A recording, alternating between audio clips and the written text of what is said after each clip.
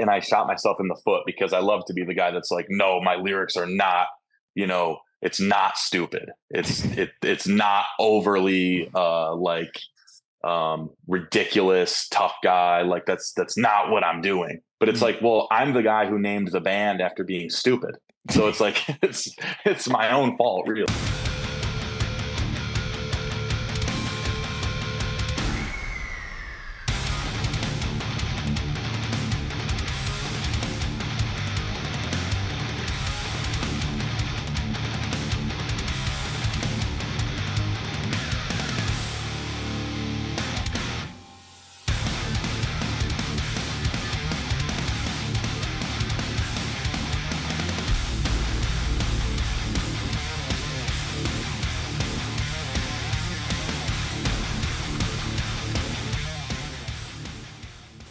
What's up, my friends? Thanks again for tuning in. This is the Scoped Exposure Podcast.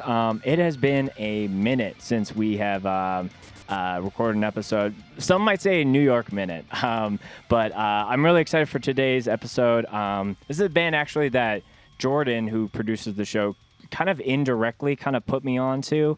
Jordan was down in Minneapolis a couple of years ago and was filming Snow and Flurry Fest because I was unable to attend. And when we were recapping and talking about some of the top sets, he was like, this band Missing Link just came in like a pack of wolves and was just ferocious. And I think it was like the fourth or fifth set that we released.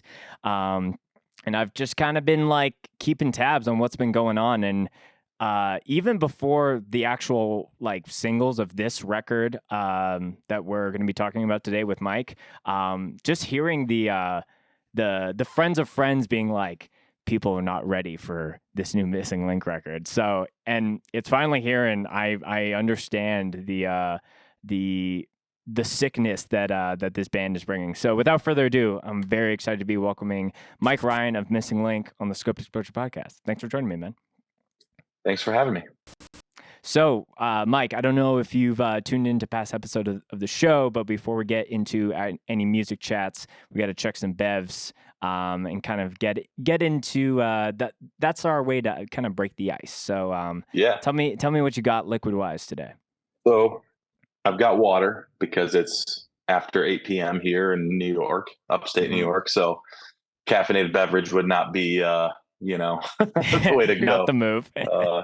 So, covered with my kickback and record label stickers and whatnot, Cool. But water is the move. Yes. What's usually the first drink of the day for you? Or are you guzzling Always multiple of water. those? Oh, you are a hydrated king.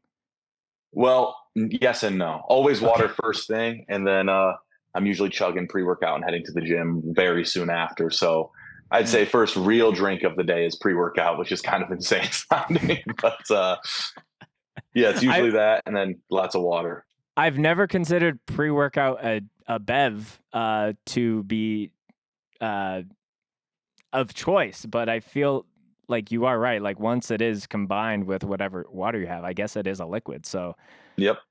Pre-workout is a bev. That's the lesson of the episode here. But like when it comes to things like that, like it seems like you go through a lot of like, do you have like a kryptonite when it comes to when you want to treat yourself when it comes to a drink of any kind? Oh yeah, I'm like right now I'm on Celsius. That's my caffeinated drink later in the day, like halfway through my work day sort of thing. Yeah.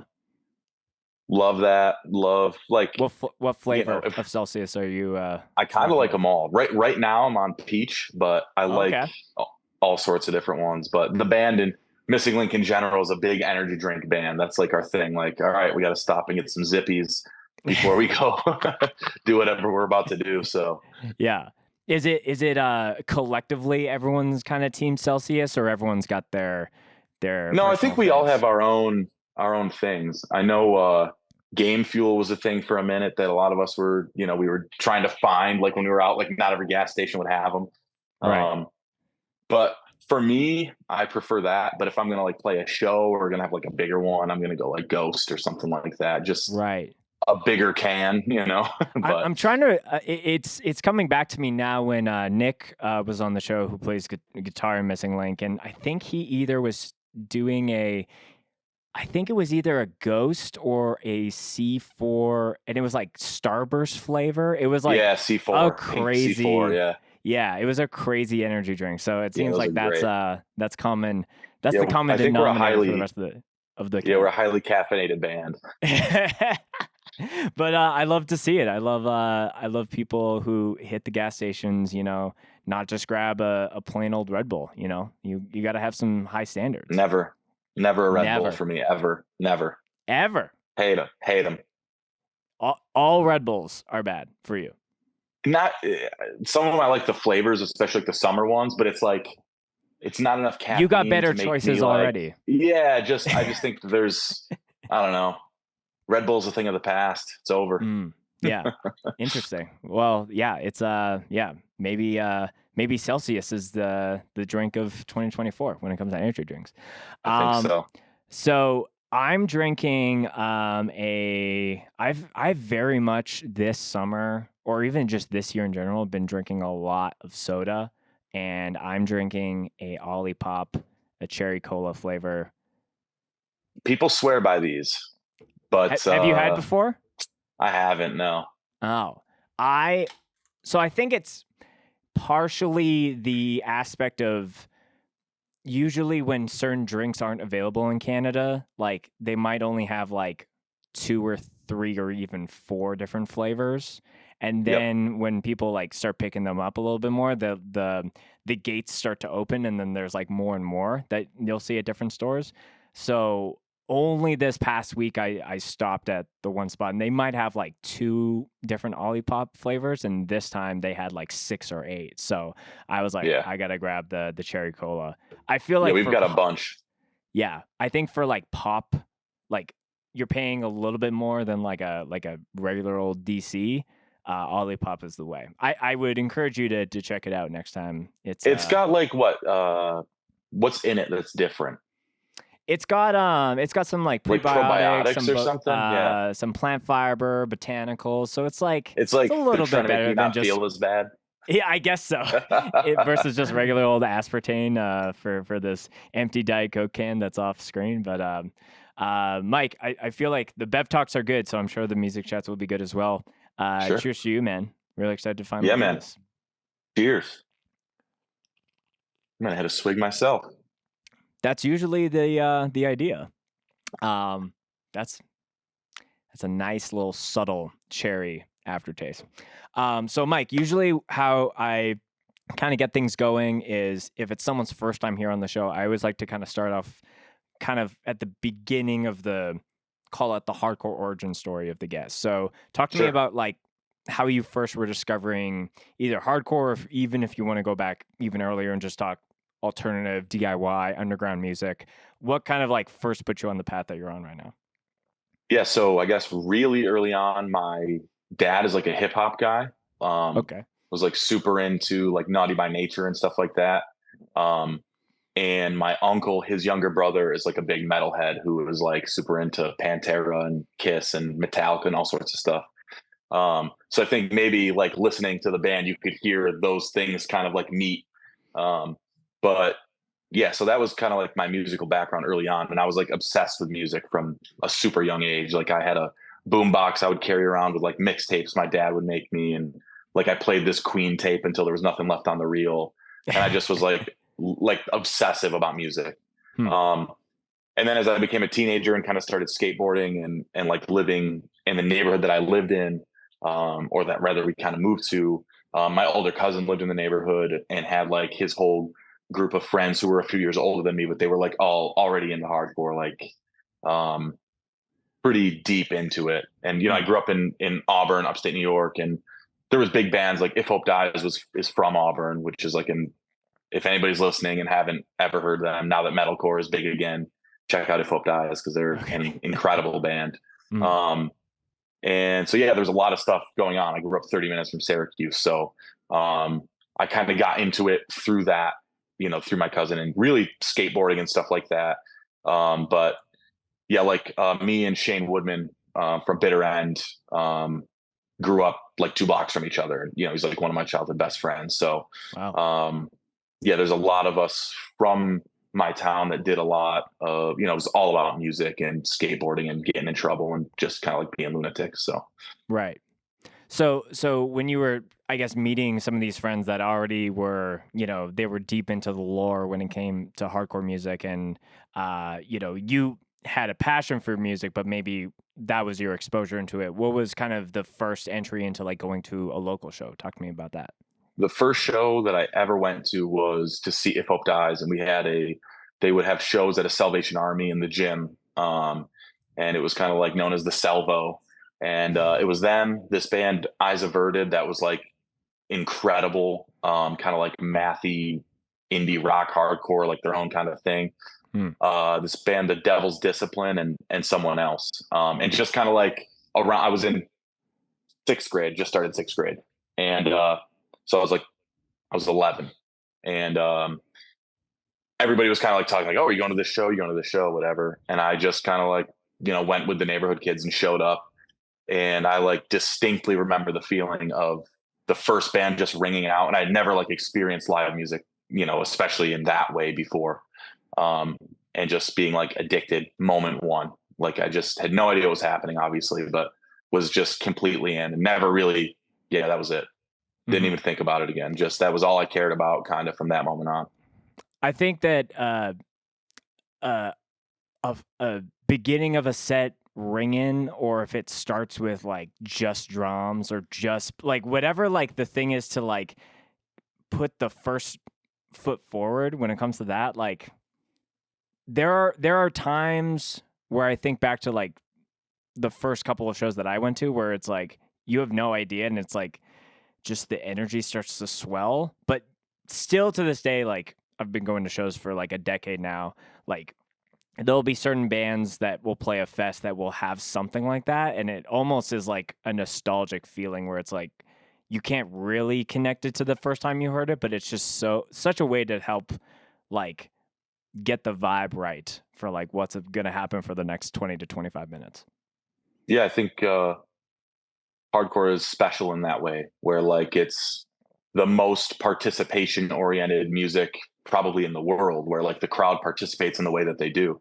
Mm-hmm. And so like that, even the first time you go, like you feel that energy, almost like you're at a sporting event if everybody's kind of like locked into what's happening. Mm-hmm. So yeah, I think that that's kind of like you don't ever really forget that. And for some people like me, that is like pretty much all I ever cared about ever since. Mm-hmm. Like to me, that was like the craziest feeling of like, and especially at that time, it was like, oh, there's no rules now. Like nothing nothing outside matters, and no one in here is going to tell you anything any different, Right. So yeah, like you get hooked pretty early on, which is pretty. I think that aspect of like going to a show and seeing, the level of energy or violence or whatever the mishmash of the two is, it could obviously be very jarring to someone who's like, yeah, that ain't for me. And then for a lot of us, it's like, that is for me, Right. So, so after that first show, like, did you jump into bands right away? Did you just like go to shows and you were just like the Mosh representative for years and years? Like, talk to me about where the No, I trajectory... was, yeah. So I was super young, and, we're talking about, this was 2003. So being very young and very small in the area I grew up in, I was not going to be a mosh warrior at that time. Of course. Yeah, and like I said, I was lucky because my older cousin, who really got me into all of this stuff in a big way, we were just always listening to music. So like, tons of Hatebreed, Throwdown, kind of the stuff that was like the sort of like things at that time. But we were also super into grind bands, and like really at my age, at least back then, I didn't think of any subgenres. To me, it was all hardcore, it was all like extreme music. Right. And because I didn't get into it through punk, I just got right into hardcore. Like I was into like metal, let's say, kind of like mainstream metal, but really like my background was like metal and hip hop. So I skipped punk like completely. Like it was not ever on my radar. Mm. And just went right into hardcore. So that was the stuff that I was into. And then kind of especially at that age, thinking about going backwards towards punk, let's say, was just like, why would I do that? Like, I Right. just wanted to hear Hatebreed Mhm. or, like It Dies Today or whatever was, but, again, we were especially me and my cousin were super into like grind and death metal. And because back then a show would be like a hardcore band, a punk band, a grind band, and an indie rock band. And that would be like normal for Mhm. like our town. Um, so I just was into whatever was in front of me, which I think kind of everyone is at first until you like get your thing that you really like, a certain sound you really like. Um, I just never really did that. I just have always been kind of all over the board. So, um, Gotcha. yeah, but yeah, those bands for sure. And then If Hope Dies was like huge. Like they're, at the time they're like on Metal Blade and we're doing a lot. And we had a lot of really cool metalcore, Swedish metalcore influence style stuff. And obviously Earth Crisis is from a half hour away. And Mhm. so there was a lot going on as far as like, I could almost go to a show like 3 days out of a week, let's say, just in Auburn and Syracuse without even like touching Rochester or Buffalo, Right. or going further east or wherever. So, yeah, I was just basically listening to whatever I could get my hands on, which was demos and stuff like that at the time that, CDs, that was the big Mhm. thing, was like, and making burn CDs, like ruining someone's computer on LimeWire.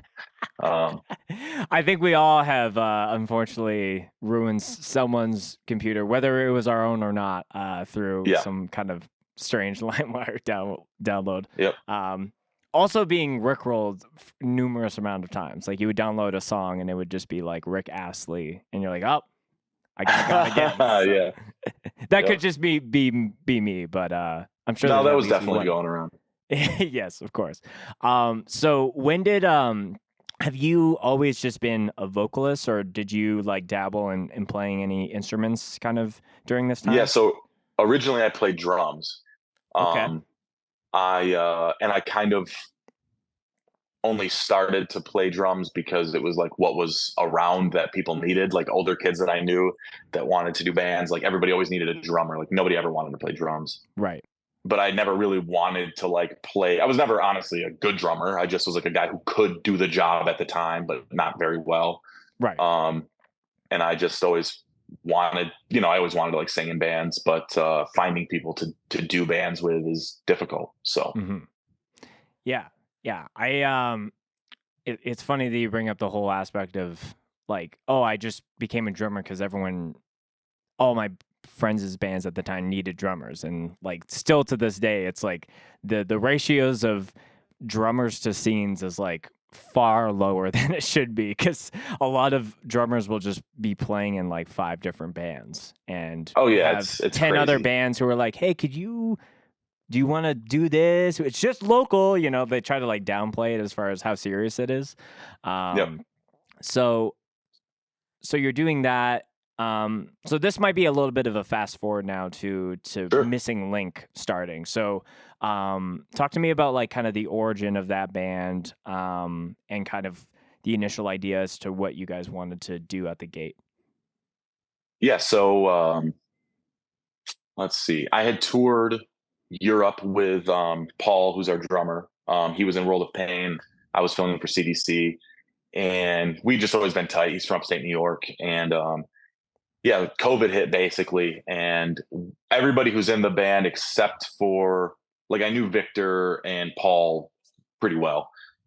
So Victor actually kind of pieced together the band and wrote a demo with Paul and Evan, and was like, who could we have sing for this? And I guess Paul was like, hey, I know a guy that will probably do it. So they sent me the demo tracks. I was like, yeah, this is cool. I'll do it. And we were just like, we were actually like, we're going to start the dumbest band ever. Like that was like pretty much like, we just were like, didn't really care to do. Everything was shut down. It wasn't like we're going to start this really super serious band. It was like kind of, not to say that it was like a joke band, but just like, this is just going to be like dumb hard and we'll just see what happens kind of thing.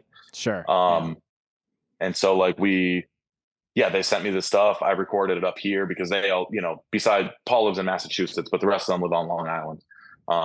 Sent me the demo. I recorded like by myself with my one buddy who recorded it, sent it to him, and we put it out. No expectations, obviously. Yeah, just kind of like, it'd be cool to play some shows and like kind of see. But I think even like kind of looking back, even then I was like, I kind of feel like we're on to something like that maybe wasn't quite realized like in that moment. But there's parts even from the demo where I'm like, yeah, this is pretty cool. Right. Yeah. I think there's almost a lot of those kind of not those kind of projects, but those kind of instances where everyone just had ample free time to do whatever they wanted, whether it was writing the LP for the band that was well established or started an entirely different side project. And I think a lot of people were just like, there was no pressure. So I think there was ideas of, I'm going to do a football like metal hardcore band, and then it turns into Gridiron. But then that gets more serious with every release, and now it's like it is what it is. But like I feel like that's kind of maybe not a blessing in disguise, but kind of a nice aha moment where it's like if you take the pressure off of like I got to write so it can get on X label or it's got to be this way, and you just kind of write. Even if it's like borderline goofy, it's like this sounds so moronic as far as how I'm piecing the song together. Sometimes like that, like that's the raw stuff that is actually like the juiciest stuff for you to put out. And maybe it needs some fine tuning, but yeah, like if you guys are like, we're having fun, and then you're like, actually, like this could actually be ginormous if we were playing LDB, X number of years later, like you guys did. So, yeah, I think that's unfortunately for us. I think the kind of like not serious phase didn't last very long, because basically, like as soon as we started playing shows, for better or worse, like people took us very seriously. So, like, our second show was in Detroit, like our second show ever. And it was with Shattered Realm. Like my buddy just brought us out to like play, and like Joe Hardcore saw us and was like, dude, you guys blew me away. I want to bring you to Philly. And like shout out to Joe, that's awesome. But it immediately was like, okay, now there's like validity to this thing. Like people view it in a serious way. There's like an intensity that we bring to it. And now we're gonna like mirror that, like of course we're gonna like, if it's okay, this is what it's become. So all right, well, now that it's serious, we take it seriously, which is a whole different set of problems. Yes, of course. Yeah, because even though you guys are taking it seriously, you're like, we're still a bunch of like goofy guys that started this band. But it's like, okay, now we have to really like, there's an aspect of that still needs to be present, but like it's got to be more minor than the majority of it. Yeah, I think that we go through phases of like, we all love each other. And then we go through a lot of phases where we're all like, we all hate each other all the time. So, yeah, we like, the problem is we all care too much, so it's like one person thinks this thing's stupid. One person thinks this thing's stupid. And the next thing you know, it's like the whole group chat is just everybody talking shit to each other. And, which is like obviously not productive, but it's just the kind of like, we're, Evan is like the sweetest boy on earth, but the rest of us are all just like lunatics in a group chat. Like there's, you're not going to get anything positive from us. So, right. Yeah. But I think the point that you brought up as far as like, if other people are taking you seriously as far as like a band, and then, you're getting attention from someone even like Joe Hardcore, it's like, okay, like, still do shit for the goofs and the gaffs, but like when it comes to like the presentation, like that speaks volumes to some of those kinds of people, and that will grant you other opportunities. It's kind of just such a fine line of like not being overly serious and professional, and not being like too like I just crawled out of a dumpster and I'm an idiot. So definitely, there's got to find the gray in there, right? For sure. Was that whole like idea of like, oh, let's just be like the dumbest band ever, like you were saying, like, did that influence the name? Because I think Missing Link as a name is just so, it's just so good for like the style of music that you guys play. But I don't know if that played a part or if that was just like that's Yeah, what so inspired. we were obviously like brainstorming names, and I basically was like, we should, if I came up with Missing Link, like we're the thing between Neanderthals and humans, like. And it's funny because I shot myself in the foot because I love to be the guy that's like, no, my lyrics are not, it's not stupid. It's not overly like ridiculous, tough guy. Like that's not what I'm doing. But it's like, well, I'm the guy who named the band after being stupid. So it's like it's my own fault, really. But Right. yeah. Yeah. You're like, this might not be a hill that I'm going to die on, but it is where everything started. And I do need to make reference of it as we venture and do different things as a band. Um, Yeah. well, let's talk about the new record. So, Watch Me Die. Wait, Watch why me am I? bleed. Watch Me Bleed. Sorry, I'm It's looking all at good. your song names at the same time. So Watch Me Bleed has been out for a couple of weeks now. It's like a week and a half. Yeah, as far as the time we're recording this, out on Triple B, and Yep. just fucking. Like I said in the intro, there was a lot of people on, Colin from Hardlore, just like really prepping people for what was to come. And even when New York Minute dropped, that was your guys' first single, I was like, oh my God, I am just seeing the tip of a very sharp spear that is about to plunger into the hardcore scene. Let's just talk about, you guys have put out just I guess an EP before that. Yep. So we did a demo, and then we did the EP, and then this is the first LP. So This is the full meal deal. So yes. I think that is a very big step for any band because I think the LP that's just like it touches on everything the band wants to do, and that if that goes well, like that will take you guys into a new stratosphere. And obviously it's harder to say now as far as, it's only been out for a week and I don't know how many shows you've gotten to play since it's been out, but just talk to me about the behind the scenes of like prepping the process of writing the LP. Yeah. So basically we linked up with Sam from Triple B. Um, and he's like, I think at first he was like, do you guys want to do a split? And we were like, yeah, like that'd be awesome. Obviously, like it's, I kind of feel like that's the label. And So we were like, sure. And then like right after that, like not even like a week, I think he texted either Paul or me or whoever, and he was like, hey, do you guys just want to do like an LP?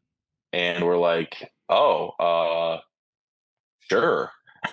But we had just come out with an EP, like, you know, 3 or 4 months prior, basically, Right. which did pretty well, or I guess what I would say is pretty well for a band that was like virtually unknown.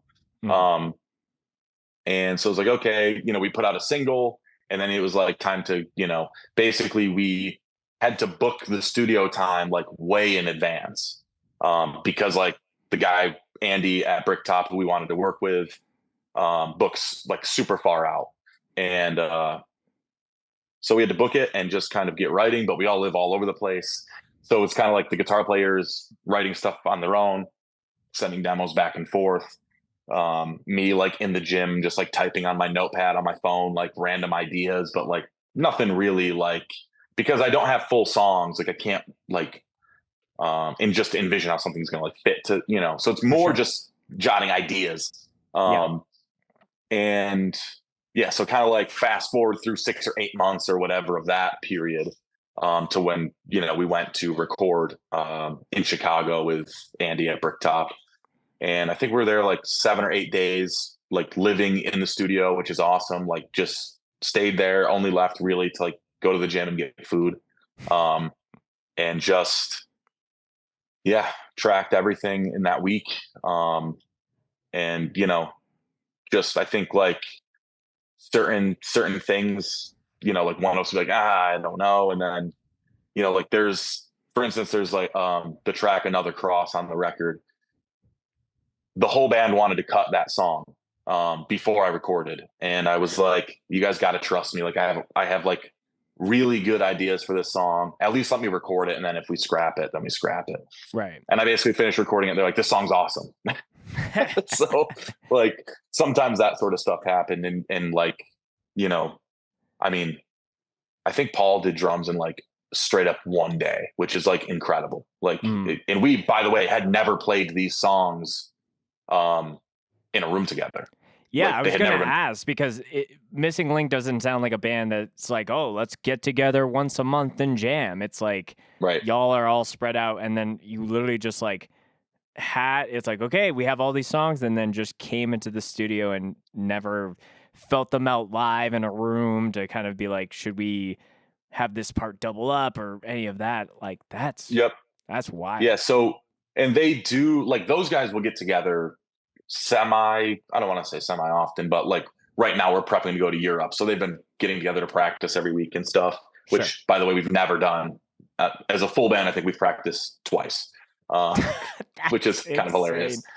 Um, but they will do that stuff. But because we didn't have, like, the songs changed so much in the studio that I was kind of literally rewriting on the fly. So like as Yeah. they would finish recording guitars or something for a few tracks, like the next morning I'd get up early and go to the gym and just like crush an energy drink and just lift and write to what is now the new demo version.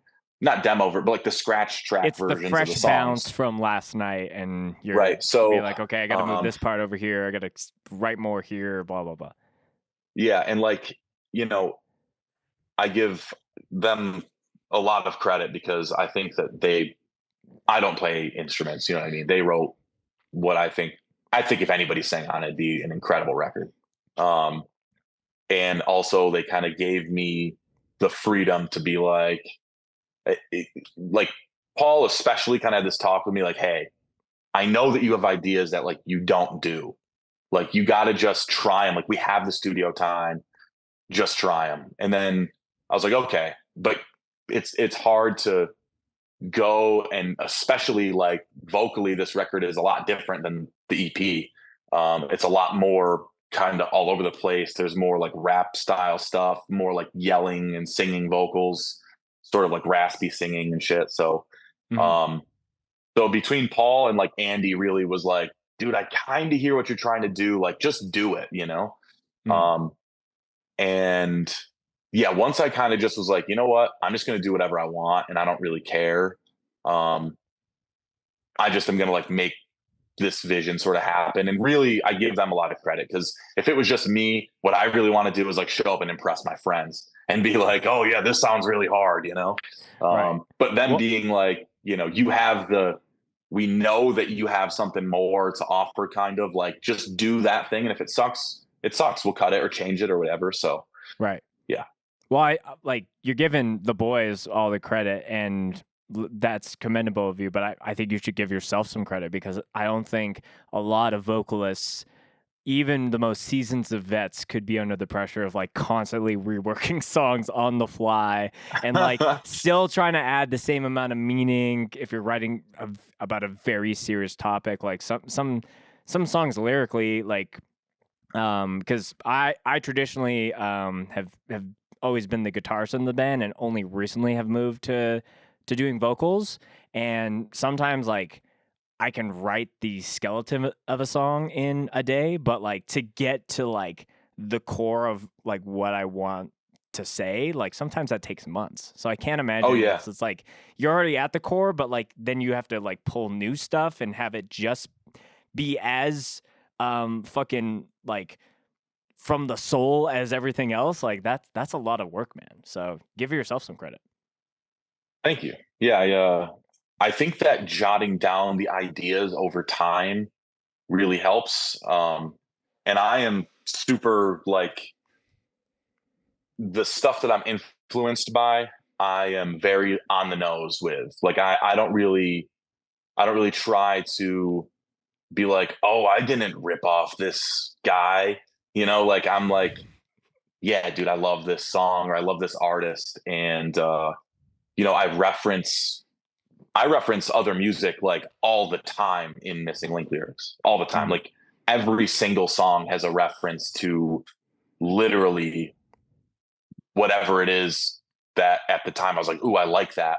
And then I kind of like change that to be like what I want it to be or how it plays into like this theme that I'm building or whatever. But I hate when people are like, I don't listen to music. Like I remember I heard this interview one time or read this interview with like Dwid from Integrity where he's like, I don't really listen to hardcore. And it's like, okay, man, like cool, I guess. But I do, like I listen to rap and I pull from all these people that influence me because I think like I like their records better than I'll ever like my record. So it's like if I'm referencing like Scarface, the rapper, like I don't want people to read it and not think it's a Scarface reference. Like in my mind, I think that's like a cool Easter egg. Like, oh, this guy's referencing Scarface. Like I wouldn't really expect that, let's say. Right. And so like literally, I think if not every song, very close to every song has references to stuff like littered through because it's like, this is the stuff that I'm influenced by and that I love that make me want to make music. Right. I think some people like maybe pick TV shows or movies or something, but it's like music is what I care about. I don't really care about that other stuff in the same way. So, and to me, I think that just like builds into the details and the lore of the music and the record, where it's like you could listen to it at face value, or if it's on a playlist or it's on SiriusXM, like whatever it is. But like the people who like fall in love with your band, and then on their 68th listen, they realize that when you said this one line, it's actually a reference. It's like it almost, even though you've listened to that song so many times, it's like a new meaning, and it's almost like listening to the for the first time again. It's very interesting, but like I do the same shit because like for me before music, I was like very into video games, and when like certain franchises would like leave little Easter eggs, or if you go around this corner and do these things, like this will happen.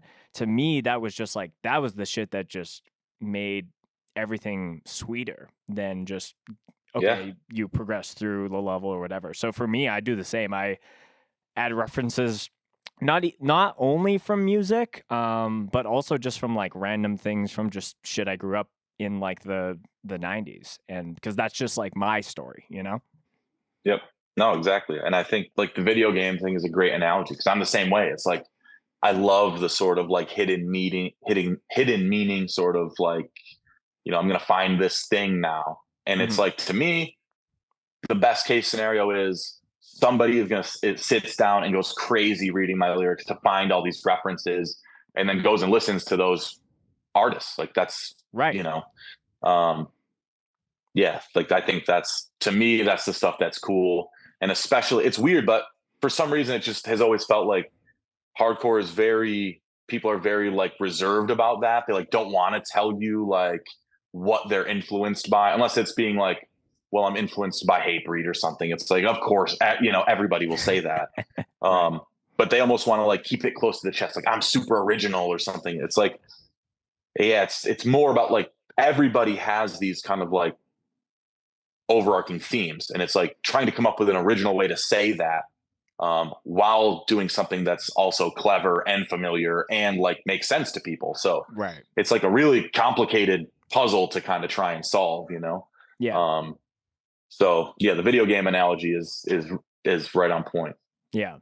I think a question I had that kind of came up earlier, but I wanted to kind of like felt like there was a lot for us to get into before I even brought this up, and I think this bridges into maybe some of the stuff you were saying as far as when you were recording and just kind of like you're like, I'm gonna just do whatever I want, and I think the the vastness of your vocal style is very much showcased on this record, and to me it almost like keeps me on my toes, where it's not like, oh, here comes the guttural, it's like it's almost changing, like if I'm not saying you and I would ever spar, because you probably beat my ass, but like if we were doing that, I could like not see all like the fucking combos and secret moves.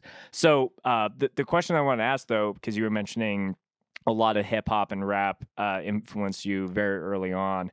Did you put it together when you were first discovering hardcore? Like how many similarities from that genre of music was to that genre, or was that like a later where you're like, oh, like the guest vocals, like that's a direct through line that you don't really see in other music genres, and like even just people like grabbing the mic live, like it's all like unplanned. So I'm just kind of curious if that was obvious early on, or if that's something you put together. Um,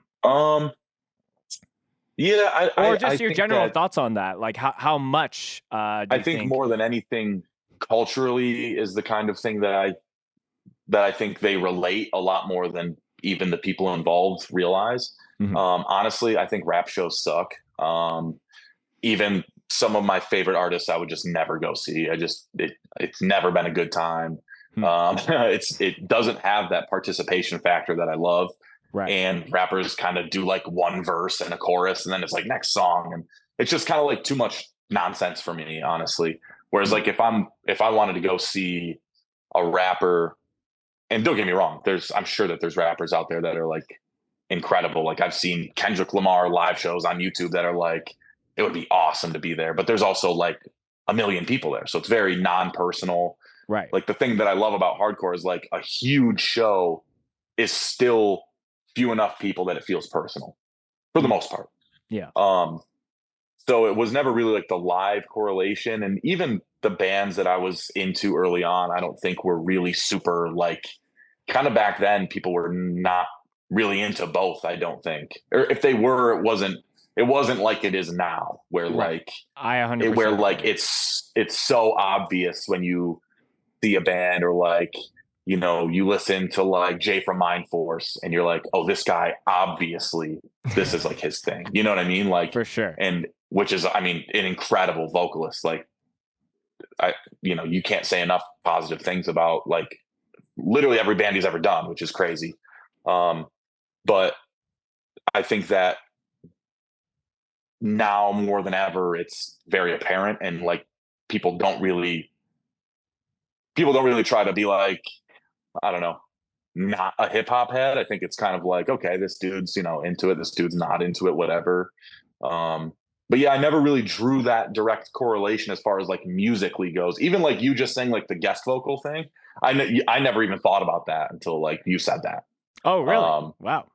yeah, I mean, it obviously makes sense. I just think I don't even, I think it's more like a symptom of the fact that it's both underground music, where you're like, oh, I want to have Sure. my friend hop on this, than it's necessarily specifically hardcore and rap. Yeah.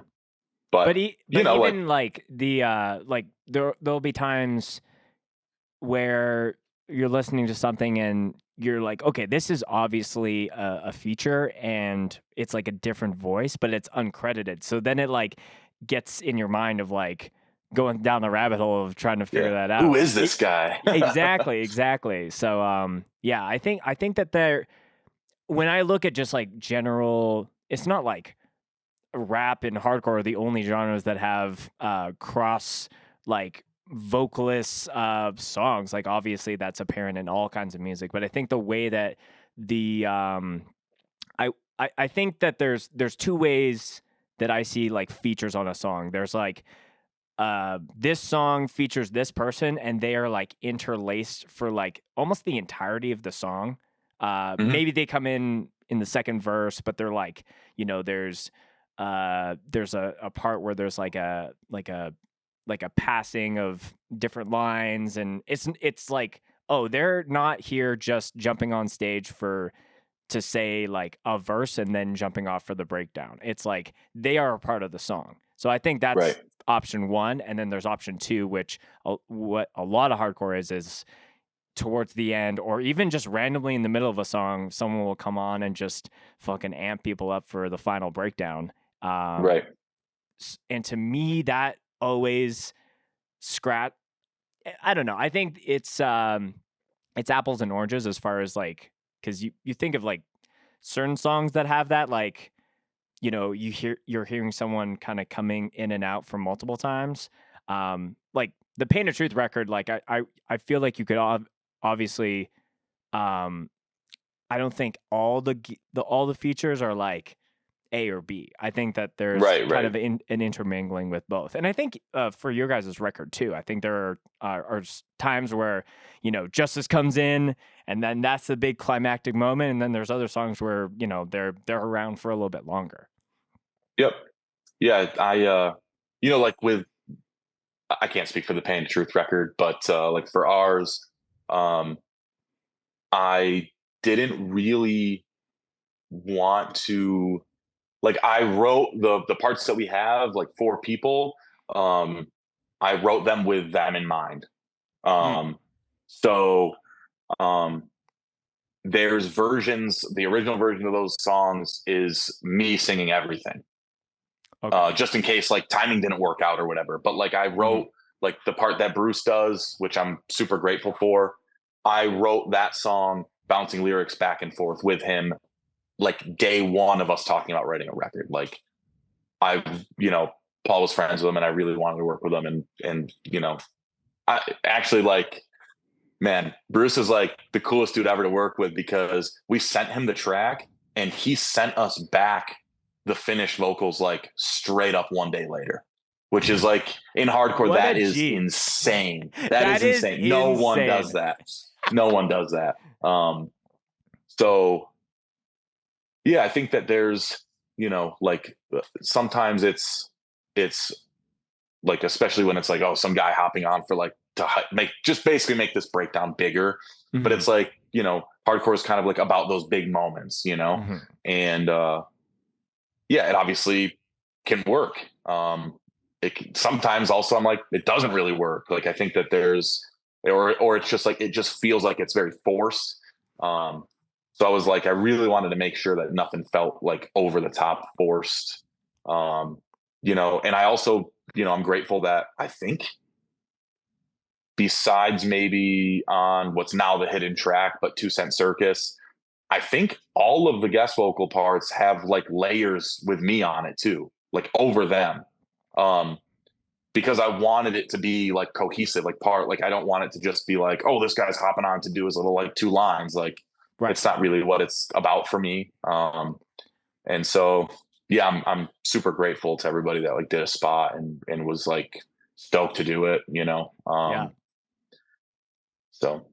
Yeah. And I think I like the addition of like having it where you guys are doing the line together. 'Cause like, even if there's a version of the song and it's like just the feature, if you guys are doing that song live, I'm sure you're going to be hyped enough. You're going to be like, I'm going to do this line with you on, and you know, yeah, of course.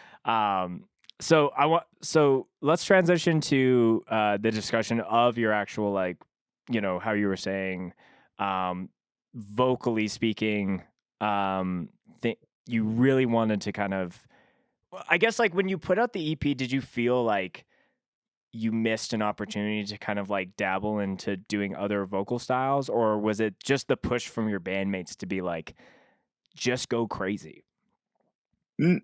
Not, I think maybe I just hadn't really like discovered exactly what I wanted to do, or like figured out like how to be comfortable enough to like even like realize the sound that I'm going for. Right. I think really like on 2 Cent Circus, when we did the first version, like there's definitely some more like yelling, singing on that and stuff.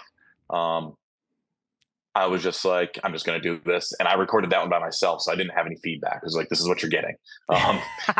And so, and then I got like the stuff that I kind of was like worried about or more reserved about. The band was like, that's awesome. Like, do more of that, you know? Like what specifically was like you were second guessing? the more like singing, kind of like yelling, singing stuff. Right. But when it's done in like it's almost like a crowbar style vocal, but when it's done fast, it just sounds like a weird kind of like yelling, almost rapping, like Onyx style vocals kind of. Sure. Yeah. And so especially when it came to like the new record, like New York Minute, I was like really nervous to record. Because I had this idea in my head and that was like the first song that I had like completed for the record. And I had this idea in my head for like, this is how I want it to sound. I have this like melody in my head, but I'm like, I don't really know if I know how to sing it.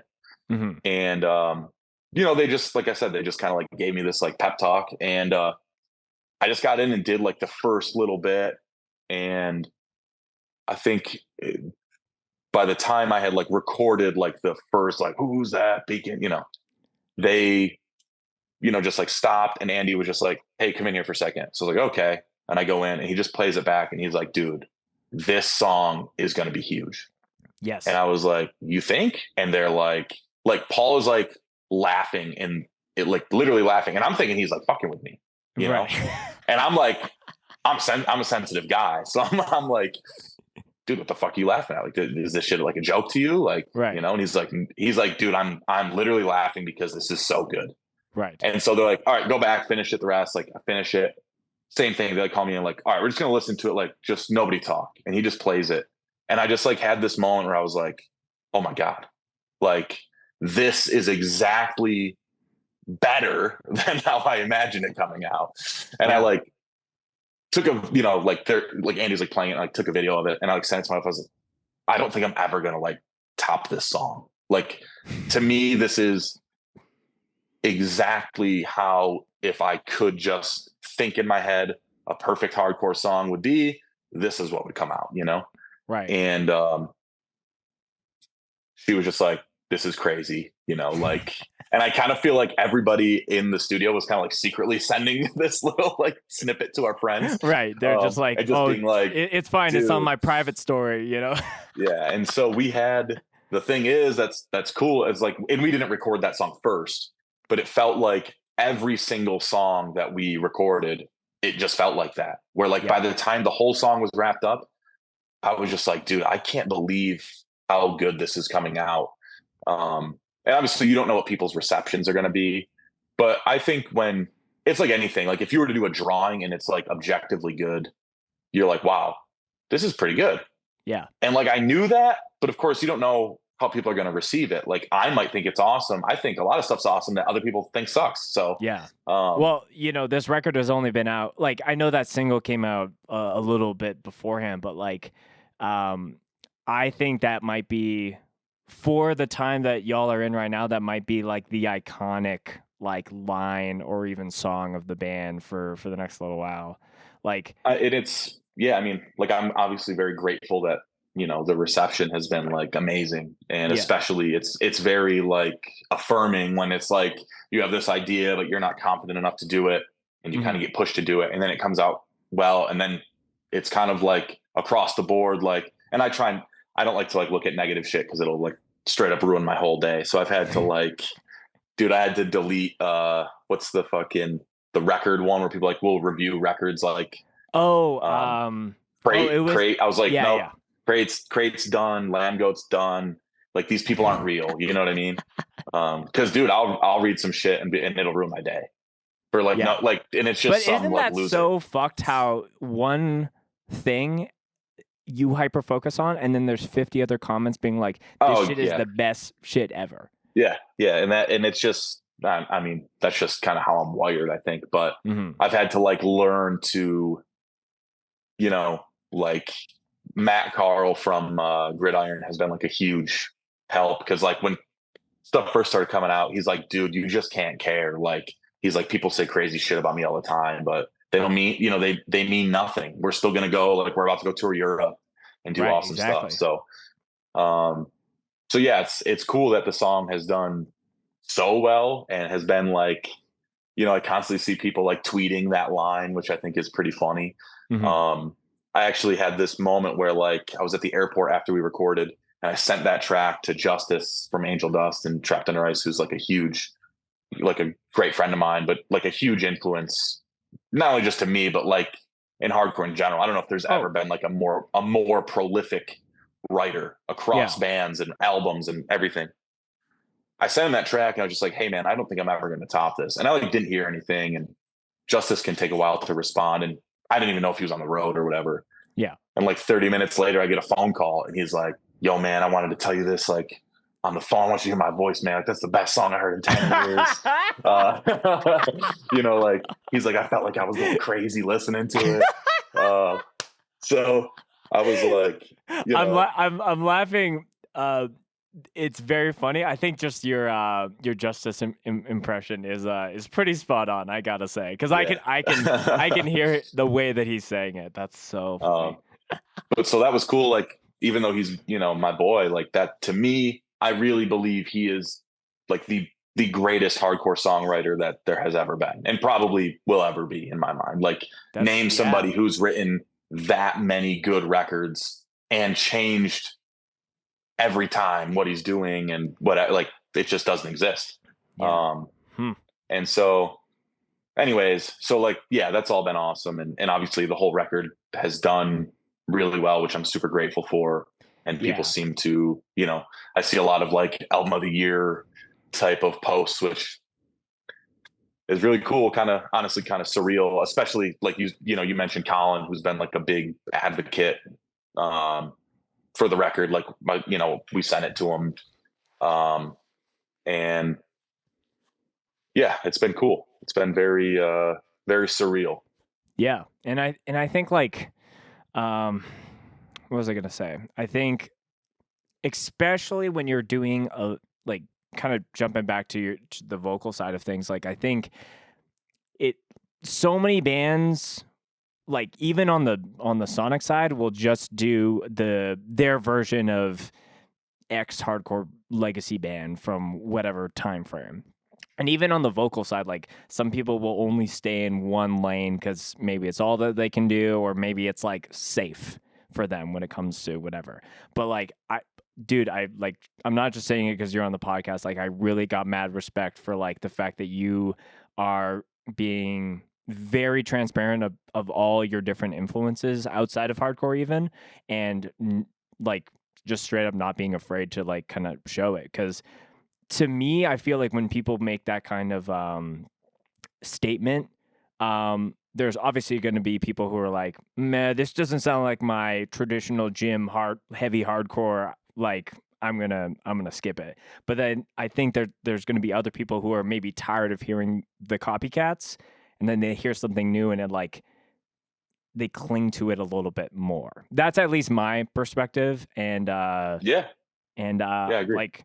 And I think on even just New York Minute as like a single, like I think that especially with showcasing how diverse that you were going to go on some of this is like, it's not like, oh, okay, this is the obvious single for everything else. Like there's tons of other moments on the rest of this record where I was just like, oh, this could have just been like, it wasn't like, oh, we're going to package the song that's going to Trojan horse everyone into the rest of this record. It's like everything is like a well-oiled machine. And I think album of the year for like considerations, like we do a yearly end show where we do like top releases and we have a big voting system and it's a whole fucking thing. But this, for me, it makes sense for this to be in the considerations, and I think you should be really proud of that, bro. Thank you. Appreciate it. Yeah. I just wanted to write a record I wanted to listen to, that's really what it comes down to. And that's all you got to do.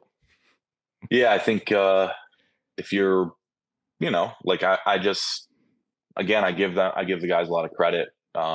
Not only for writing the music, but for pushing me to do what they thought I could do. Mm-hmm. Cause like even day one of the band, like Paul suggesting me, he, and Paul is a very harsh critic, but he was like, no, this dude is like a dope vocalist. Like I've toured with him, and so yeah, it's been like it's been a fun, obviously wild ride, and like even honestly, to even be like for you to say like, oh, it'll be even in the consideration for album of the year, that's like huge, because to me music is what I care about. So when, it's very hard to contextualize how big a band is. Like, I have no idea how big we are. Like, I could go outside right now and like we could play a show for $50 and I'd be like, that probably makes sense. And then we could play a show and get paid $5,000. I'd be like, I guess, I don't know. Like, and so like, to me, a band will come out with a record that I like absolutely love. And they're like, and in my mind, they're huge because they wrote what I consider a masterpiece. And then they're like, oh, they make like $200 a show or something. Mm-hmm. It's very, in hardcore, it's very like, it's impossible to know exactly where everybody falls and what that even means. Like, it doesn't really mean anything. Right. So like I think of Queensway, like the Real Fear EP, to me is like incredible, and Agreed. they got some credit, not the credit I think they deserve. Like, not Mm-hmm. and like Pat, their vocalist, an incredible vocalist. Like, I really can't say enough good things about, like, he does everything that I want a singer to do. Like, really good lyrics, really good recorded, and then really intense live in a way that I think hardcore lacks about 98% of the time in 2024. So, but are they the hugest band ever? Like, not as huge as I would think they should be, and Right. and that's just the way hardcore works. Like, sometimes things, and again, I do think they obviously did very well for what they were doing and their ability to do, I don't know, whatever. But sometimes bands get huge that I don't understand or that don't seem even very inspired. And then some bands that are like what I would consider some of the best ever, kind of like at the time, maybe nobody even really cares about. So it's hard to determine where we fall into any of that. But even being in consideration when you're talking about like huge bands that are going to put out records this year is surreal, Yeah. And especially to be, maybe I've got some like imposter syndrome, but to be respected by those people, like as my peers, like, oh no, you're a dope vocalist in this dope band. Like, that's cool. So, Yeah. Well, it's funny you bring up the whole imposter syndrome because like I've struggled with that, but then there's also just the aspect of like maybe it's not imposter syndrome, maybe it's just like being humble and just like recognizing that it's like you're just doing it for the music and like the good things, like good music will be rewarded whether the band has clout or crazy connections or any of that. It might not be like the biggest band, but people will pick up on it and be like, yo, like you got to play Philly, like how Joe Hardcore yeah, did I for think, y'all. that, like I say this all the time, like if your music is really good and you're genuine, or maybe not even genuine, but your music is that good, Mm-hmm. chances are if somebody gets it in their hands, they're going to love it. So it becomes an issue of like the people who hear it love it. And then the more people that hear it, the more people love it. We are obviously in a great situation because we've got Sam behind us, who's been like nothing but amazing to work with. And even before that, like Richie Crutch put out our EP when we only had nothing but a demo out. And he just was like, I believe that you guys are going to do big things. Like, I want to put this out. And he really pushed hard to like, dude, let's do this, right? Record this EP. Let's get this out, you know?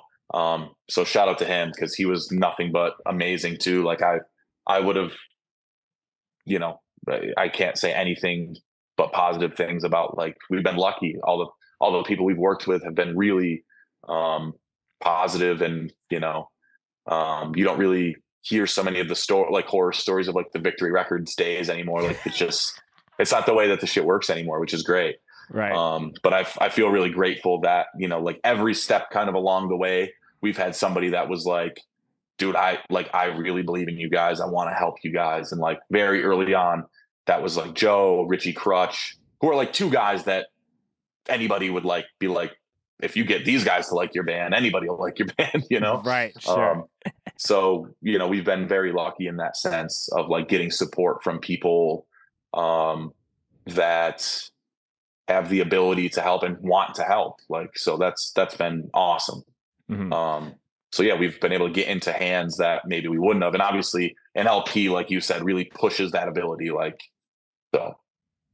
So I want to maybe take a quick break from talking about the record, and Sure. I do eventually want to talk about maybe some of the lyrical stuff that you've hit on. But Sure. I think, like, you know, obviously having a fresh record, especially with a lot of the cool opportunities that are coming up for y'all, is it definitely helps because a lot of it's fresh and people can go check it out.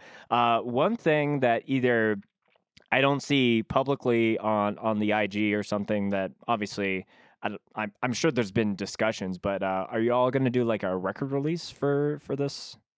We're working on it. Working on it. It's probably going to be sometime in the fall, I think. Just because we had so much stuff booked. We're going to Europe. We've got all this stuff going on. We're playing This Is Hardcore. So it's kind of like this. And then Nick plays in Pain of Truth.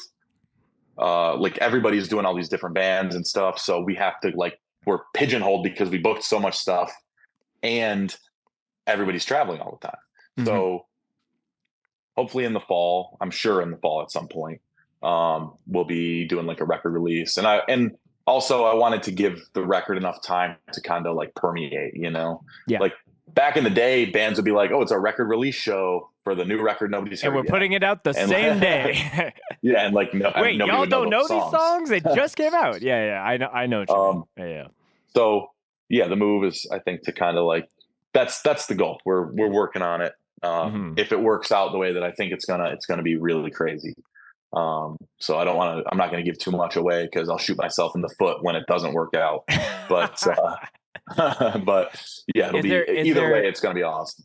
For sure. Is there anything outside of like lineup, like wishes that you think would like are either ideas that you have or like should they like, oh, it'd be really cool if we did like this, but it's not related to like bands specifically? Yeah, so ideally I would love to have like the last track on the record has Eloise Chamber on it singing. I would love to be able to like get her to come out and do the song live. I don't know if that's possible. I'm sure she would come. She's very, Eloise, she's awesome. I don't even know if the band would want to play it, honestly, but I just think it would be cool. Like she absolutely killed it. But yeah, like I think being able to do that one live would be awesome because it's like, are we ever really going to play that one live? And I also feel like it kind of closes the record perfectly. So it'd be nice to be able to kind of like tie that in somewhere. Mm-hmm. Other than that, I mean, like, I think it's going to be whatever it is. I'm not really like a over the top sort of frills kind of. It's kind of like our thing is like, we're going to show up, people are going to beat each other's ass and we're going to like move on, you know? Ideally it'd be cool if now, like with the new record and hopefully Spotify gets our damn lyrics up sometime. Cause it's been hell for some reason. They just like won't post them. Oh, really? Yeah. I don't know. I have no idea what's going on with that, but it's just the fact that you're a vocalist that cares enough to actually put your lyrics up on Spotify. Other people are like, you can figure it out. It might be on makeup, but yeah. It drives me crazy when I like love a band and their lyrics aren't up. But anyways, actually probably after this, I'll just go on fucking Genius and copy and paste them all so that then people can at least Google search it. But hopefully we'll get more people singing along. That'd be cool because, you know, people beating the shit out of each other is fun and all, but the problem is after like 3 minutes of that, they're either tired or injured. So yeah, you want that we've got to find something else before the ass beating. Yeah, we want some. We need some. You know, other forms of participation, especially as like, you know, I really, really care about lyrical content and like kind of. I mean, every part of every release we've ever done has some sort of layer of meaning that nobody is ever going to know, basically, except for me. And but like I value that stuff in bands. So, you know, even packaging, artwork, all of that stuff, you know, I want to have some I don't want it to just be, oh, cool picture, you know, like, so yeah, it'd be cool if people were singing along, which they do, but Right. Yeah, I'm waiting for the day that we become the big pylon band, because that's never happened ever. But we haven't played any shows since the record's come out. Our first shows are going to be in Europe, which, kind of, who knows, how that might be awesome. It might be not great for us. There's no way to know till we've been there. I think, knowing the European hardcore crowd, they are just like overly appreciative of bands. I think so. They to definitely all the seem to Euro be, listeners, go on Genius, learn those Missing Link lyrics. Obviously, you were talking about lyrical content, and it's very, very important to you. Is there any songs on this record that were like either challenging for you to write or even record based on what you were singing about? Definitely not record. I don't know. I think maybe not really difficult to write, but maybe is like a little bit more grim than people even realize, is Pillory, which has my cousin singing on it too. Um, but it's kind of just a song about like, kind of like the lineage of like, you're part of, like, your dad is going to die. And, when, like, in my case, I have what's going to be a 5-year-old son, like, part of my life is realizing that, like, my kid is going to die someday.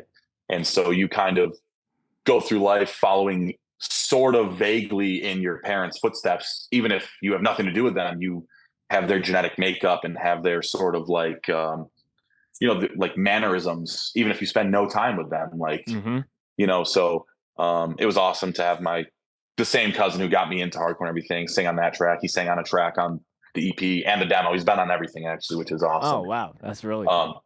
But it was cool to have like a family member on this song that's kind of about that. And like, he has kids too. So, yeah, there's a lot of references like lyrically on the record that kind of like relate to my son, and how that kind of like changes my perception on things and stuff like that. Whereas like before, if you don't have a kid, it's not really something that you're going to be like thinking about. Right. And so, yeah, if anything, I'd say that one is like a hard one to, it wasn't hard to record or anything. And it's not even like I was like, oh my God, I'm crying writing this song or anything. It's just kind of like a serious reality, that like, yeah, like this is kind of like what your life is, to some extent. And like the first verse references my grandfather, who like died basically of rheumatism, like warped hands and stuff like that. And I have psoriatic arthritis. So it's like I'm repeating this cycle again, you know what I mean? And then a lot of, I think any parent that really cares about their kid, like, part of what your biggest fears are is like, oh, my kid might do the same dumb shit I've done, or might have some of this same bad genetic stuff that I have. And so, like, you care about your kid more than anything. Obviously you don't want that. But you still have to let your kid live. So it's like this crazy balance, right? And like, that's a very stressful and serious thing that, like, I think about all the time. So, that one, I think, if anything, the rest of them are, I don't want to say necessarily like exactly on the nose. But, like, yeah, even New York Minute is like a song about me being paranoid, walking around my house naked with a gun because I think somebody's trying to break in. It's a true story. Happens all the time. My poor wife has to deal with me waking up like a lunatic. And yeah, so yeah, I think that a lot of the lyrical content is like personal, but I still want it to be relatable.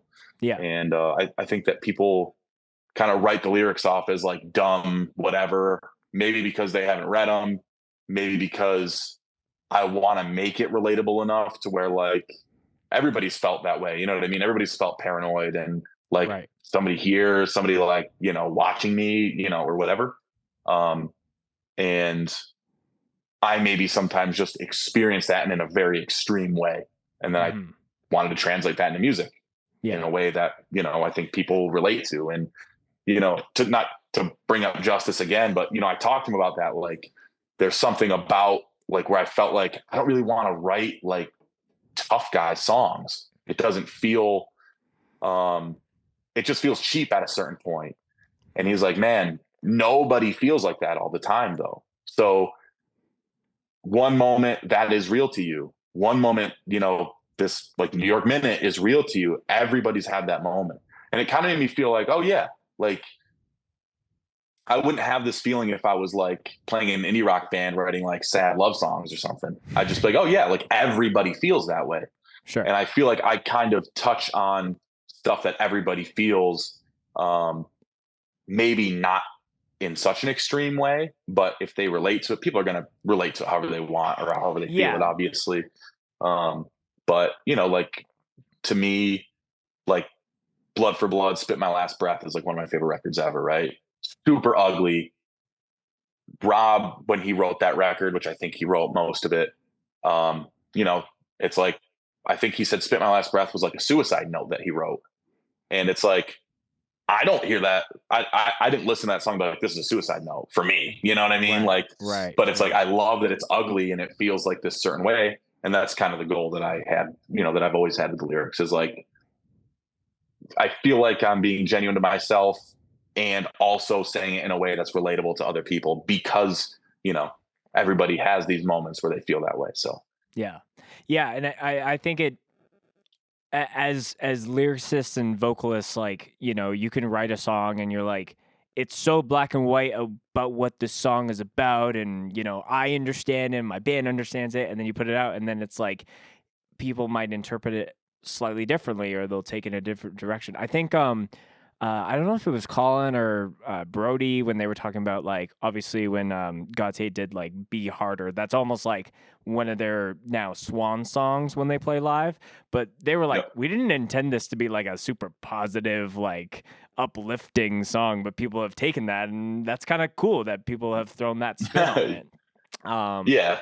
So, and I also wanted to add, like, sometimes, it's like, is this going to be too niche of a subject for me to write about? But like, I think it's cool when someone's talking about something that's very hyper specific to them, because I know that there's going to be someone else who listens to that song that will be reaching out to you one day being like, hey, like, I'm a dad as well, and I run through these things through my head all the time.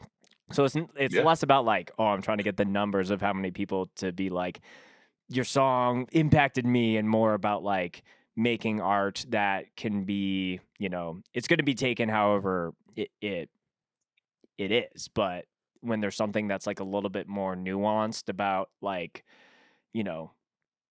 what you're writing about yourself, and then there's other people that you almost feel like, oh shit, okay, I'm glad that like this got to the right people, Definitely. Yeah. And even like my cousin, when I asked him, I kind of gave him some options, but he was like, this part would be cool, but you sit like in the line, I say like, my son, like like, do you think that's weird? Do you want me to sing a different part? And I was like, no, dude, like you have a son, like this relates to you too.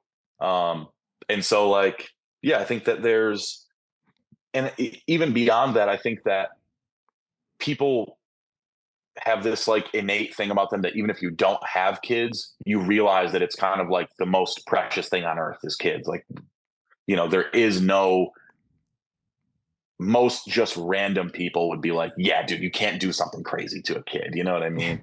Sure. So, like we kind of all equally agree this thing is bad. Okay, cool. And so like people can relate to it even if it's not them, you know? So maybe there's some of that side to it too, but I didn't really think of it like in that way. It just was like, okay, this was just kind of my outside perspective of, this thing. So there's like a couple of those, the last track is kind of like that too. Like I want to say like a zoom out, like a bigger picture sort of, let's say if Pillory is like a zoom in onto like, this is like about my family or something like that, then the last track is like a zoom out about like the greater, world, society, whatever. Right. And just sort of that sort of thing. So, yeah, we've talked a lot about, a lot of really meaningful stuff about your lyrics, but I think the biggest takeaway for me that I've learned through talking to you is that you sleep naked. Mostly. Most of the time. Mostly. Most of the time. Most of the time, yeah. Yeah. what would you say is like, and I don't know if this is a great magician never reveals his secrets, but do you like, is there like just a very, very deep cut, whether it's like a reference in one of the lyrics or even like a detail in like the record artwork that maybe you don't want to give it away fully, but do you want to like give a little hint as to maybe people need to look a little deeper? Just as far as like a reference or something like that, or Yeah, just whatever's like top of your head. hmm, that's kind of a hard. Like, there's literally so many references that it's honestly kind of hard. Yeah. Um, man, And maybe it's less about like, let's make a impromptu scavenger hunt for the record, and more like if there's one that you're specifically like very happy with how it came together or how you pieced it. yeah, I think. I mean, honestly, I'm really happy with the whole record, but I think Another Cross is like an awesome song, and kind of the other half of the lyrical content, I would say, for the record, that's mixed in kind of throughout and throughout all of our stuff, is like kind of this overarching religious themes that kind of like circle back in regularly. And um so yeah, I think that first song, Pillar of Salt, and Another Cross are both like um kind of heavily influenced by that stuff. And I think that like people, even like there was like a write up that got done where there was like this starkly anti-religious song, which it's not like literally at all. Like, I'm just not that guy. Um, and it's more about like my personal battle with that sort of stuff, and just like how, like people like cling to symbolism and stuff. And like, I see that stuff all the time. And I think about it in a huge way. And I'm very like influenced by a lot of that stuff. So it's kind of, I think Another Cross, especially, is very kind of introspective in that way. Like, yeah, I would say that one is like a good. It doesn't. I don't really know that one is like a huge reference one, but it's more like a sort of like, I think people could kind of relate to that if struggling with like religious theme sort of stuff. And I go deep on the religious theme stuff, like raised Roman Catholic and all that. So, but it's definitely It's not an coming from an anti-religious authentic song. place for sure. Yeah, I just think like I think it's so easy for people to be like, oh, religion is so dumb, and it's like, I don't know. I just think there's so much there to unpack and like to kind of like learn from or whatever. Like, a lot of the stories are like super interesting to me. And so like, yeah, I don't know. It's kind of like me wrestling with a lot of that stuff, and kind of, going through it. So Yeah. So Mike, we're kind of getting towards the end here. One of the last questions I hit everybody before we start to wrap up officially. I always get the guests to share a favorite Mosh related story. So that's anything that's first to your head, as the eyebrows usually get raised when I ask this question. Because I'm sure there's so many that come to mind. Probably some that you're hesitant to even share, because that's always yeah, there's a lot of those. Um, it could be you missing link related or not. Just whatever's first of the top of your head. Wholesome, yeah, gruesome. man, I've seen some gruesome stuff. There's been some gruesome injuries and missing link pits that are like, I feel bad for the people after. Like, my buddy Andrew got his leg like just broken in half, basically, like knee surgery and all that at tied down. So that sucks. I would say like a favorite, at least like semi recent one, was we played Salties in New Jersey with All Out War and just Pale Horse, like some incredible bands, Death Threat, and like I think like 30 seconds into our set, this like huge brawl breaks out, and like, no joke, the entire set was just people fighting like the whole time. But then like nobody was getting kicked out, and everybody was like fine after. So it kind of felt like just this old fashioned kind of like barroom brawl that just kept happening over and over and over again. And I like love that. I'm like, this is awesome, especially because it didn't like escalate in anything serious. Like it just Sure. like, all right, a couple guys want to show up and fight each other. Cool. I'm Yeah. always down to see that. So that And was by like the the one time where you I was guys are like, done, everyone's like dabbing each other up. It's like, okay, good. yeah. Yeah, we've Well, I had this resolved like whatever. right before the set, Greg from Hold My Own, shout out to them, and shout out to Sergio too. Like he held us down while we recorded out in Chicago. But Greg put us on that show and has always put us on awesome stuff. And he like gets on stage with this like digital camera, like a 2003 or something digital camera. I'm like, what's up with the camera? He's like, oh, I'm taking pictures. I think this is gonna be crazy. And I was like, I don't know, man. Like it was packed, but I was like, we're playing before like Big Boy and All Out War. Like, what? No one's gonna give a shit about us, you know? And he's like, nah, I'm telling you, you'll see. And it was like clockwork, 30 seconds in, just Royal Rumble. And then afterwards, I was like, well, that was pretty crazy. Like, I told you, man. Yeah. So Greg that was knows. a good one for sure. Yeah. And then, oh, wait, there is a good one. This is hardcore last year. I don't know where the footage is. It hasn't come out yet. But it was like the craziest set I've ever played for sure. Like just total crazy shit going on. Like dudes on stage with Nerf guns shooting these like little ball things into the crowd, hitting people in the face. But Matt from Days Lost and Purgatory, shout out to him, like picked this kid up over his head, like just basically like a piece of wood, and just threw him literally from one side of the pit, like deep into the crowd on the other side. Like he threw this kid like 30 feet. It was Yes. insane. And there is some like shitty cell phone footage of it out there, but I'm waiting for like the Hate 56 or whoever recorded for that to come out because people are going to be like, dude. I need that in 4K, please and thank you. Yeah, dude. It was that was like a set where like I was like laughing on stage in between singing because like so much crazy shit was happening. It's pretty I feel like there's a subtle trend that I don't know if it's a trend, but there's a small wave of vocalists who are ginormous enough to just like become a wrestler for like 5 seconds and like pick someone up and like throw them upside down like in the pit. Like I've seen Colin do that a number of times at midnight hour or any fest, and yeah, people are just becoming beanbags and just getting hurled. Yeah, I mean it's part of the game. If you're up there and you're in there, it's like it's what makes hardcore awesome. And like every once in a while somebody gets hurt and that sucks. Like I don't want people to get like seriously injured, but part of playing this style of music, especially the style we play, it's like meant to evoke that sort of emotion. And when it does in the right setting, bad shit happens to people.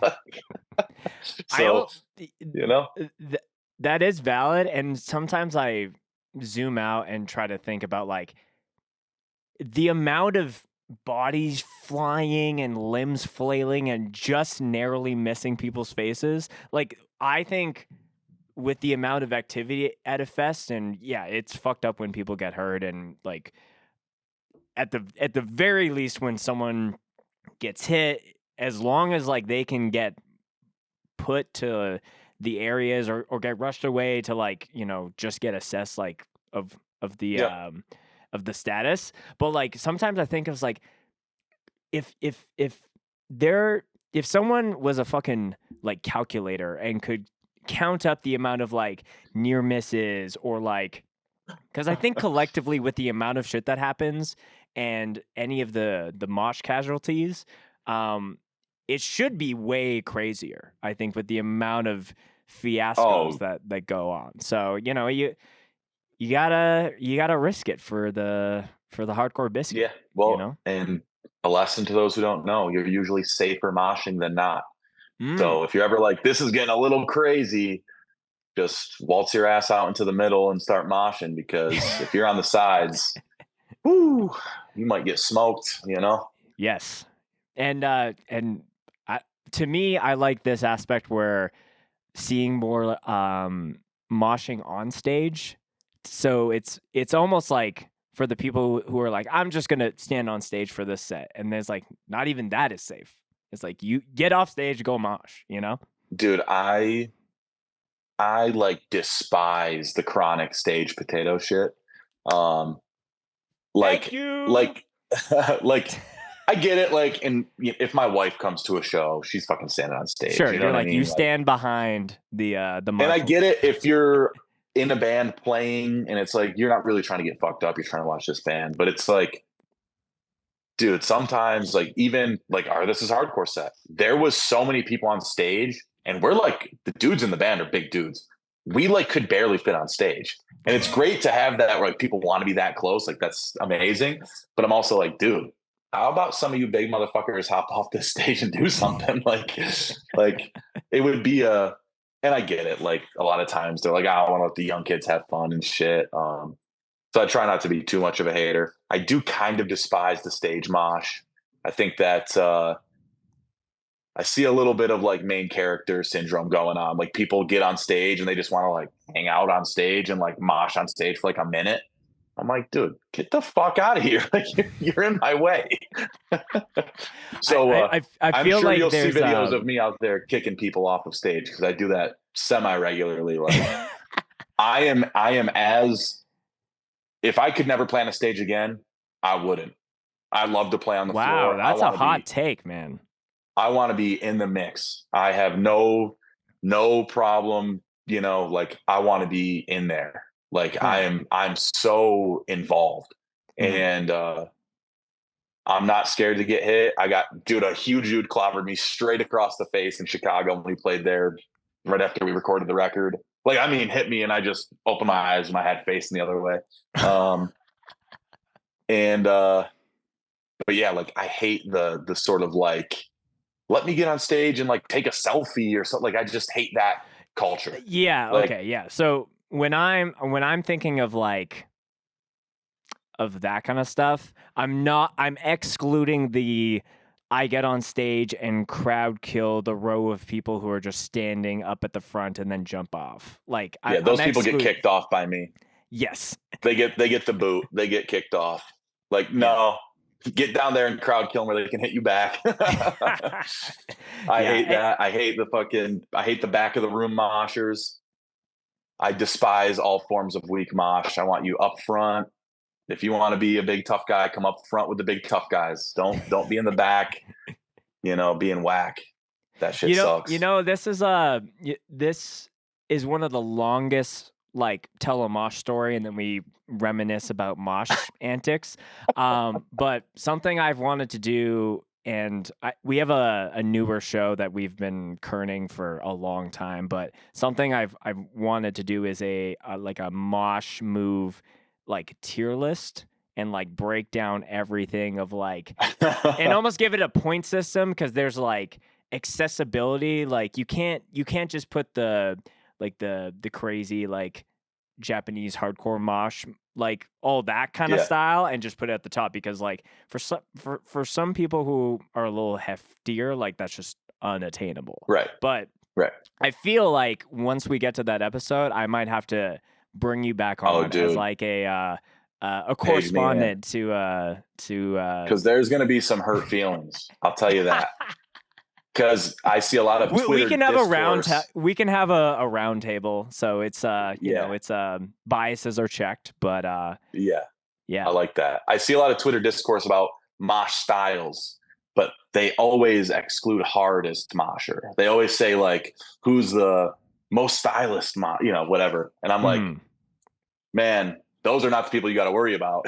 You got to worry about the hardest. The hardest mosher is really what counts at the end of the day, and those are the people you got to fucking watch out for. Mm-hmm. I'm sure we could talk about the mosh for much longer, Mike. But this has been a really, really fun episode. Like I said at the beginning, we've kind of been in lieu with scheduling with some guests, and I was really stoked when I reached out, and you were pretty much were like, yeah, let's jump on it, and you were on time. That's always like really on time, man. Always. Yes, always. All of the missing link stuff for those that are not in the know will be in the description of the podcast, in the show notes. Anything you want to send the people off on, anything you want to plug, or anything you want to shout out. Ooh, man. Listen to the record. There's also a lot of other good records that have come out recently that I think people should listen to. The Life's Question EP that came out is incredible. We just had Abby on last episode. Oh yeah. I saw some clips from that. Yeah. She's awesome. The whole band is awesome. Like literally incredible band. Sudden Demise from Pennsylvania put out an awesome, faster hardcore demo. Maybe it's an EP demo, one of those two, somewhere in there, like a shorter release. It's like a pink demo cover. I'm trying to remember. I think it was orange. Oh, okay. Maybe I'll check that out after. Yeah, that's awesome. I mean, dude, I buy a lot of stuff, and honestly, right now there's so much good stuff that's coming out all the time that it's like honestly hard to keep up. And so many good bands are out there.